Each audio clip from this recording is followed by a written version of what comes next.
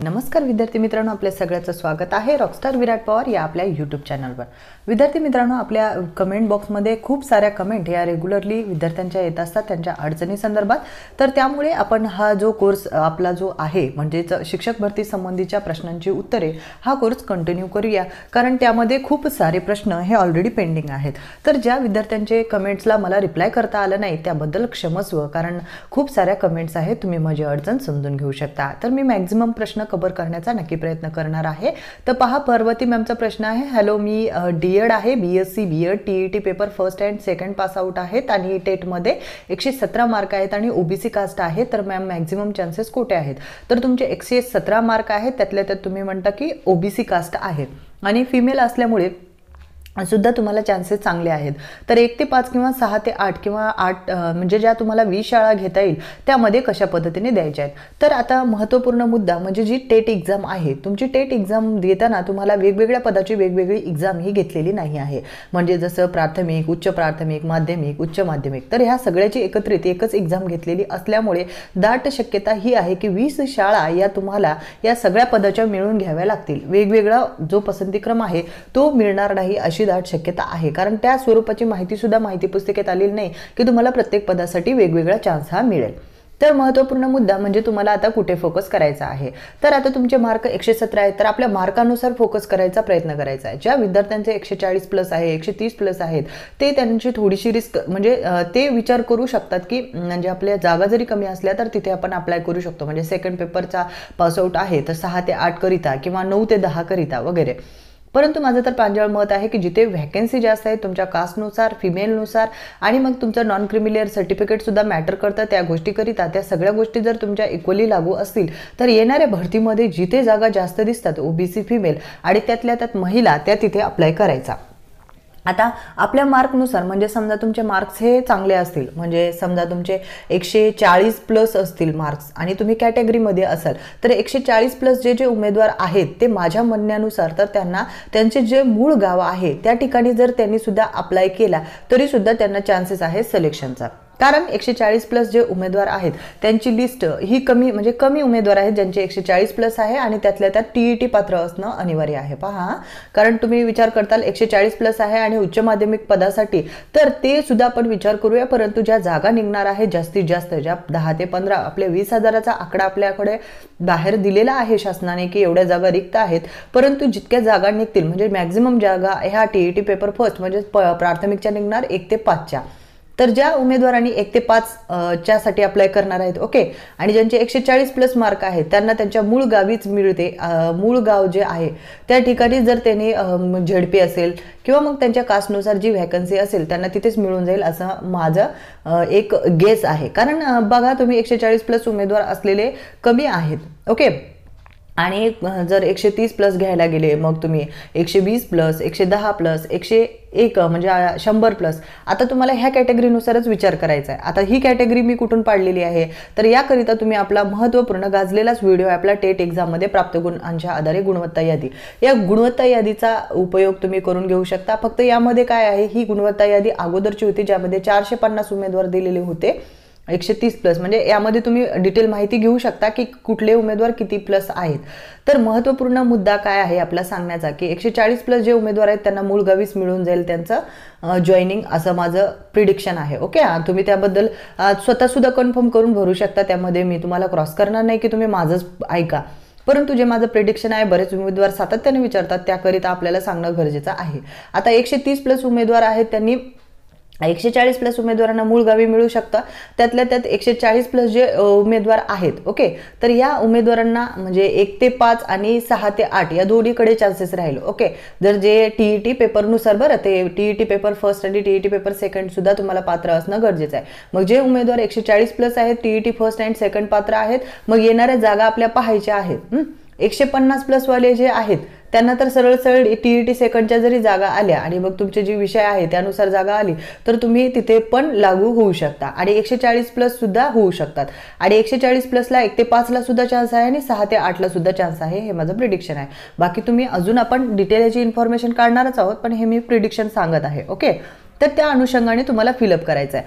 आता तुमचे mark 117 plus आहेत, तर तुमचे मार्क बघा तुम्ही 120 ते 130च्या कॅटेगरीमध्ये तुम्ही बसता आणि 110 ते 120च्या कॅटेगरीमध्ये तुम्ही बसता। आता याच्यामध्ये किती उमेदवार आहेत ते तुम्ही या गुणवत्ता यादीमध्ये पाहून घ्या। त्यानंतर तुमच्या पुढे किती उमेदवार आहेत या संदर्भातील कम्युनिटीमध्ये मी मागेच पोस्ट केलेली आहे, किती उमेदवार तुमच्या सोबत आहेत, किती उमेदवार तुमच्या समोर आहेत, त्या सगळ्या गोष्टी तुम्हाला पाहायच्या आहेत आणि त्या अनुषंगानेच फॉर्म हा फिलअप करायचा आहे। मॅक्झिमम तुमचा 117 मार्क आहेत, परंतु जागा या TET पेपर फर्स्टच्या येणार आहेत, तर मॅक्झिमम तुमचा सरळ आन्सर जर सांगायचं झालं तर तुम्ही TET पेपर फर्स्ट करिता अप्लाय करायचा 1 ते 5 करिता।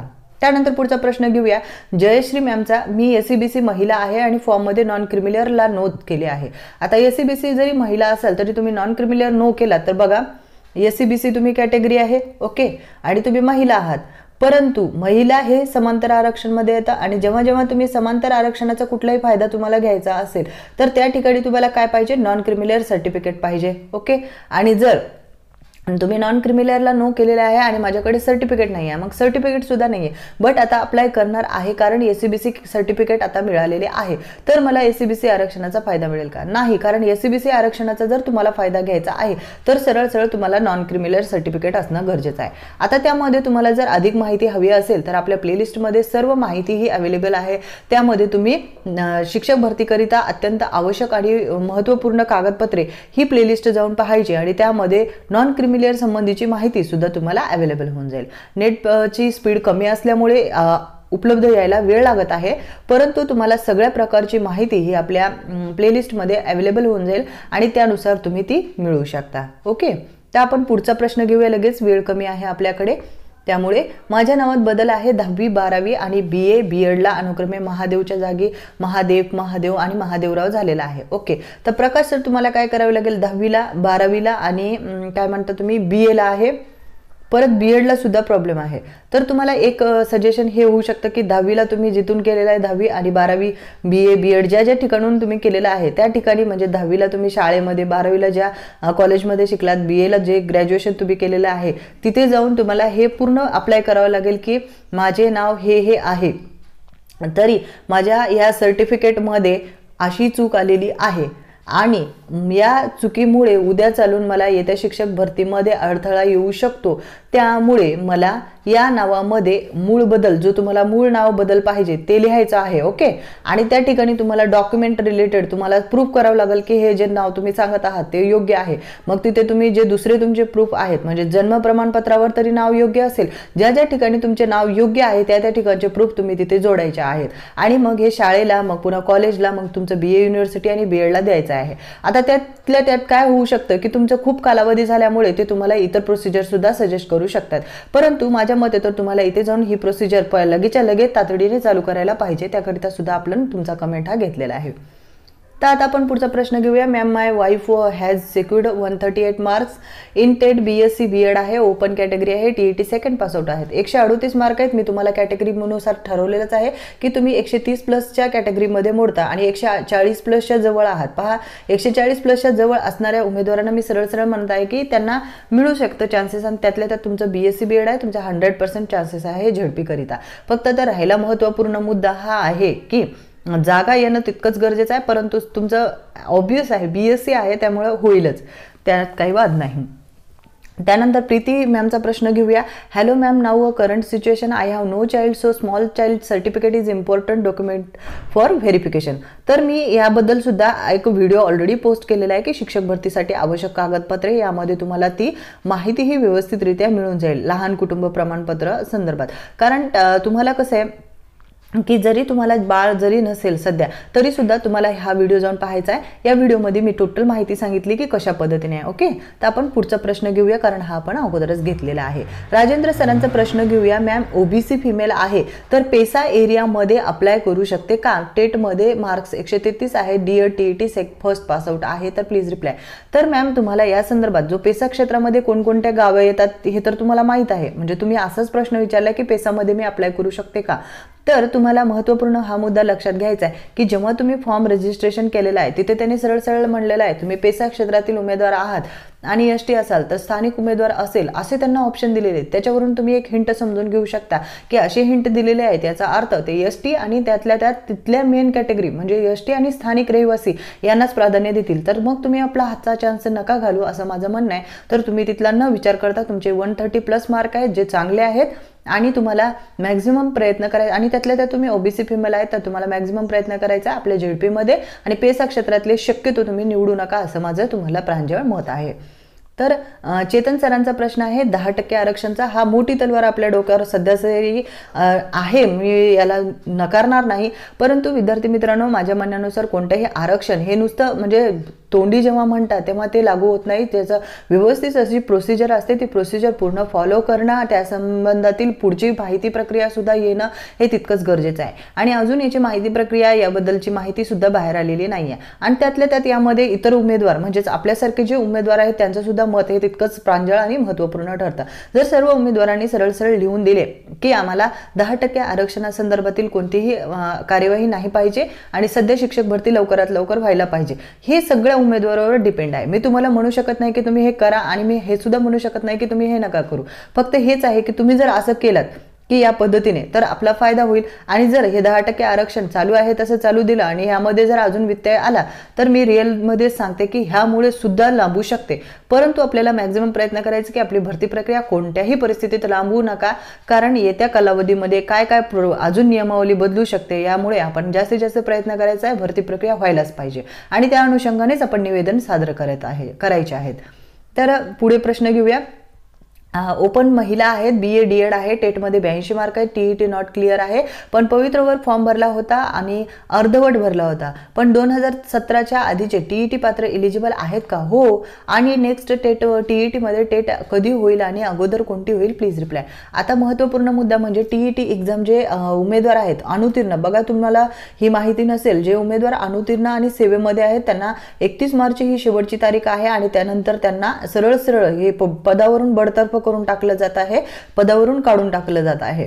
तर त्यामुळे ही मार्च तर ह्यांची एंड तारीख आहे. आता शासनाने कोणत्याही प्रकारची माहिती, आता बघा सध्या जानेवारी महिना चालू आहे, ओके, आणि जानेवारीची आज किती तारीख आहे पहा, तुम्ही पाहू शकता, बघा 14 तारीख आहे. 14 जानेवारी तर इथंच झाला. कुठलाही फॉर्म यायला 10-15 दिवस लागतात, आणि तिथून पुढे परीक्षा व्हायला 1 ते 1.5 महिना तर सहज लागतो. म्हणजे आता सध्या तर मार्चपर्यंत ही एक्झाम होणं शक्य नाही, परंतु एप्रिल ते मेच्या दरम्यान ही एक्झाम होणं ह्याची दाट शक्यता आहे, आणि ती होईलच. कारण सध्या सगळी प्रक्रिया ही गरमागरम आहे, भरती प्रक्रिया सुद्धा गरमागरम आहे.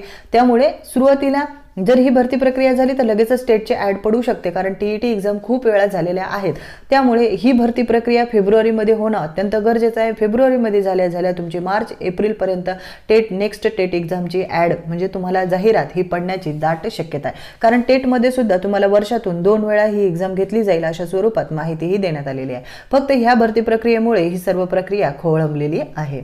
आता सर्वात महत्त्वपूर्ण मुद्दा आपण माधुरी ह्या सरांचा सुद्धा प्रश्न, शक्ती मॅमचा प्रश्न आताच आपण बोललेलो आहोत म्हणून आपण परत घेत नाही आहेत मॅम. त्यानंतर आपण शेवटचा प्रश्न घेऊया माधुरी मॅमचा, की मॅम मी MSc BEd आहे, मॅथ स्पेशल आहे, मला टेटला 115 मार्क आहेत आणि कास्ट NTA आहे, जॉबचे चान्स आहे का? बघा 115 म्हटल्यावर तुम्ही 110 ते 120च्या कॅटेगरीत बसता. आता तुम्हाला मी सांगितले त्या पद्धतीने या पूर्ण डिटेल लिस्टचा अभ्यास करायचा. या लिस्टमध्ये तुमचा नंबर कुठे येतो ते सुद्धा तुम्हाला पाहायचं आहे, आणि ते लिस्ट जी आहे आपली जे आपण अभ्यासतो आहोत ती म्हणजे सर्व गोष्टींच्या एकत्रित असलेली लिस्ट आहे. त्यामुळे तुम्हाला त्या गोष्टीचा सुद्धा अभ्यास करणं हे तितकंच गरजेचं आहे. तर विद्यार्थी मित्रांनो, अशा प्रकारे आपण अत्यंत महत्त्वपूर्ण अपडेट्स हे घेतलेले आहेत, आणि यामध्ये काही प्रश्नांचा सुद्धा समावेश केलेला आहे. आता या भागामध्ये ज्या विद्यार्थ्यांच्या प्रश्नांचा समावेश मला करता आला नाही त्यांच्या प्रश्नांचा समावेश हा नेक्स्ट भागामध्ये मी नक्की करणार आहे. तर विद्यार्थी मित्रांनो, या भागावर आधारित तुमच्या इतर काही अडचणी असतील तर त्या सुद्धा कमेंट बॉक्समध्ये नोंदवीत चला, कारण त्यानुसारच आम्हाला प्रश्न तुमचे काय आहेत, अडचणी काय आहेत या संदर्भातील माहिती मिळते. त्याचबरोबर लेसन प्लॅनिंग, डेमो लेसन यासाठी तुम्हाला अत्यंत महत्त्वपूर्ण असा आपला PDF आपण लॉन्च केलेला आहे. त्यामध्ये सुद्धा बऱ्याच उमेदवारांना हे वाटू शकतं की मॅडमने हे लॉन्च केलंय, अगोदरच केलंय, तर आम्हाला याचा फायदा होईल का, किंवा येत्या भरतीमध्ये भरती होईलच का, असे बरेचसे प्रश्न आता तुमच्या सगळ्यांच्या मनाचा मला विचार करणं तितकंच गरजेचं आहे. तर जर असे तुमच्या मनामध्ये वेगवेगळे प्रश्न जरी येत असतील तर विद्यार्थी मित्रांनो, माझ्यावर जर तुमचा खरंच विश्वास असेल तर ही गोष्ट तुम्ही लक्षात घेऊ शकता की येण्या शिक्षक भरतीमध्ये तर तुम्हाला मुलाखती आणि डेमोची तर तयारी करावीच लागणार आहे कोणत्याही परिस्थितीत.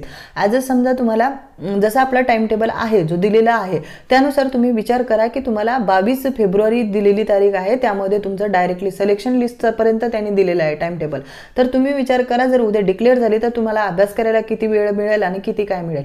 बरं, ह्याच्यावर मी व्हिडिओसुद्धा पोस्ट करणार आहे. असं नाही की मी तुम्हाला हे PDF मी बाय करण्यासाठी ठेवली म्हणून मी व्हिडिओ पोस्ट करणार नाही. व्हिडिओ पोस्ट करणार आहे, परंतु त्या रिलेटेड बी इन्फॉर्मेशन बघा तुम्ही एक मुद्दा सांगण्याकरिता नाही म्हटलं, आता मी 10 प्रश्न घेते तर मला 20 मिनिटं वेळ लागतो त्याला क्लिअर करण्याकरिता, आणि मॅक्झिमम मी 1 मिनिट जरी त्याच्यावर आन्सर केलं तर ते सुद्धा क्लिअर करायला मला 10 मिनिट वेळ लागतो. आणि या बुकमध्ये मी जवळपास तुम्हाला 28 ते 29 मुद्दे समाविष्ट केलेत. 125 पानांचं हे बुक आहे जवळपास.